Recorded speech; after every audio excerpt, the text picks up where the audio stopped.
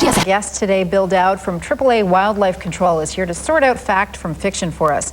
Welcome, Bill. Thank you for having me. So now, bats are so tiny, you could have them in your home and not even know it, right? Exactly. A bat can fit into an opening about the size of a dime, so it can be very difficult to find out where they're coming and going. Most people don't realize they have bats living in their attic or wall cavities until they actually awaken in the middle of the night with a bat flying over their head and, well, swoops by their nose in the middle of the night, and they wake up and come running out of their bedroom and call us. So that's typically how you know you have bats in your home. Now, you brought a bat skull with you to show just how tiny they are, and there's a look at it, the size of a dime. It doesn't take much. No, if they can squeeze their head through an opening, and a lot of times it's up underneath the eaves that they'll squeeze in, then they're in your attic and in your walls, and they'll keep coming year after year after year to the same spot to colonize. Okay, so now what kind of bats do we have in this part of Ontario? In Ontario, the two major bats that get into people's homes are little brown bats and big brown bats.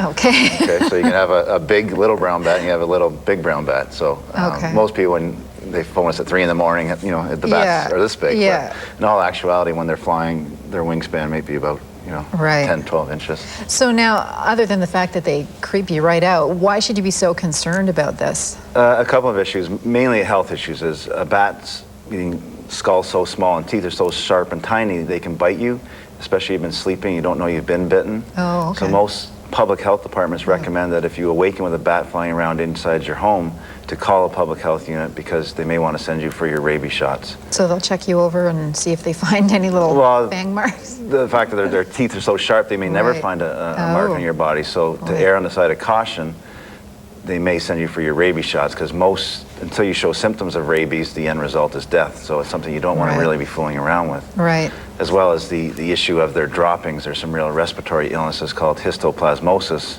which is a constant flu-like symptoms due to bat feces. Okay, and we have some pictures of what that would look like in your home.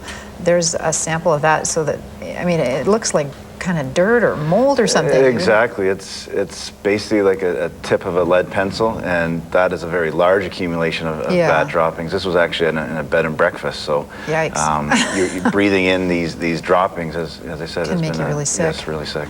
All right. Now, tell us some of the myths about bats, that they're blind. They're not. They're not. This is an animal that can fly through pitch darkness at night and eat between 2,000 and 3,000 insects a night. So their flying capabilities are extraordinary, so they're not blind at all. They use echolocation to help them with their feeding cycles, but they're not blind. So especially with West Nile around, we want them out there eating mosquitoes. You just don't want them in your house. Exactly. They're very beneficial for our environment. If it wasn't for bats, we wouldn't be able to enjoy our nice warm summer we're having in evenings outside. All right, so what do you do then if you wake up and there's a bat in your house?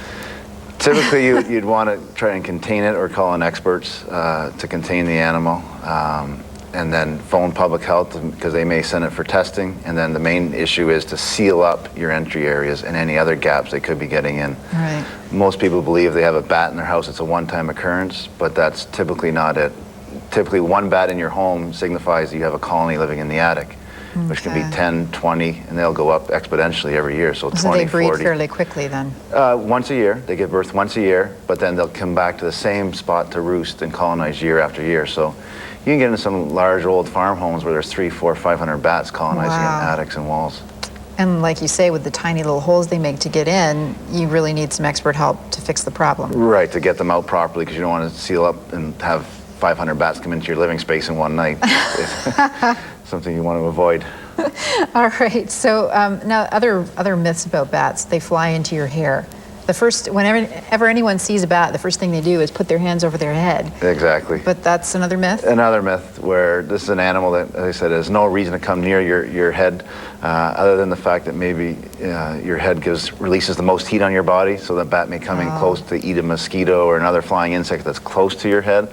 But no, this is an animal that has no rhyme or reason to come and attack you and fly into your head. So they're not near your head. They're not going for your head. They're going for the bugs that are near your head. Could be. That's our hypothesis on it, yes. All right. You had some funny stories in the information you sent us about what your people have found when they arrive at homes where they get these panicky calls in the middle of the night. Right, exactly. One was a home homeowners thought just that this animal was going to come and attack me and fly into my hair. And when we arrived at 3 in the morning, it was the homeowner, the mom and dad, the kids and the grandparents all sitting on the front porch with plastic bags taped to their heads so that the animals wouldn't attack their hair. But it's one of the myths that are out there, that bats, people think that these animals are just going to come and suck your blood, which is another thing they don't do. No, they're very, very